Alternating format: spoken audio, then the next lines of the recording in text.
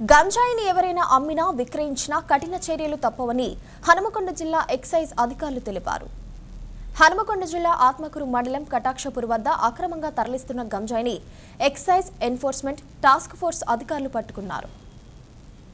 3/4/2024 రోజున సాయంత్రం పూట మా డైరెక్టర్ శ్రీ కమలాసన్ రెడ్డి గారికి వచ్చినటువంటి ఇన్ఫర్మేషన్ ప్రకారం వారు ఇచ్చినటువంటి ఆదేశాల ప్రకారము state task force inspector Shri Venkateswarlu గారు మరియు Warangal zone inspector Nageswararao and Parakala SHO Tataji గారు వీళ్ళందరూ కలిసి మా డైరెక్టర్ గారి ఇన్స్ట్రక్షన్ ప్రకారం రూట్ వాచ్ చేయడం జరిగింది.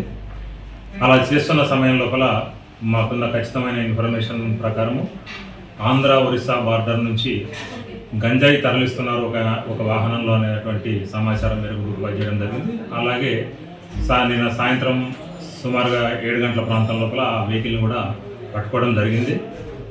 జరిగి దాని తనిఖీ లోపల అందులో ఒక వ్యక్తి ఉన్నాడు. ఆ వ్యక్తి పేరు శుభం పాల్ అని చెప్పేసి అతను వారణాసికి చెందినటువంటి వాడు, ముంబైలో ఉంటున్నాడు.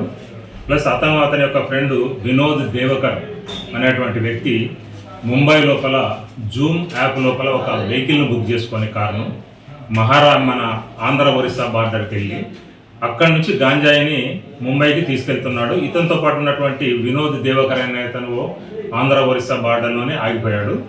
సో ఇతను మనకు దొరకడం జరిగింది. అయితే ఇతను ఏంటంటే యాక్చువల్గా ఆ వెహికల్ వచ్చేసి మహారాష్ట్ర, ఇది ఒరిజినల్ దాని నేమ్ ప్లేట్.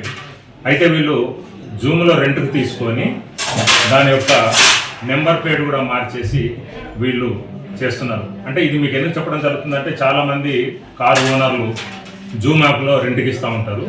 వాళ్ళు ఎవరు తీసుకెళ్తున్నారు, దాన్ని ఎలాంటి సంఘ విద్రోహ చర్యలకు వాడుతున్నారు అనేది వాళ్ళకి తెలియదు. కాబట్టి ఇలాంటి అద్దెకి ఇచ్చేటువంటి వాళ్ళు కొంచెం జాగ్రత్తగా ఉండాలనే విషయంతో ఇది చెప్పడం జరుగుతున్నది. సో మనకు వెహికల్ లోపల మొత్తం 43 కిలోల డ్రై గాంజా దొరికింది. దీని మార్కెట్ వాల్యూ వచ్చేసి సుమారు 10,75,000గా ఉంటుంది. అట్లాగే ఎర్టిగా కార్ను కూడా స్వాధీనం చేసుకోవడం జరిగింది.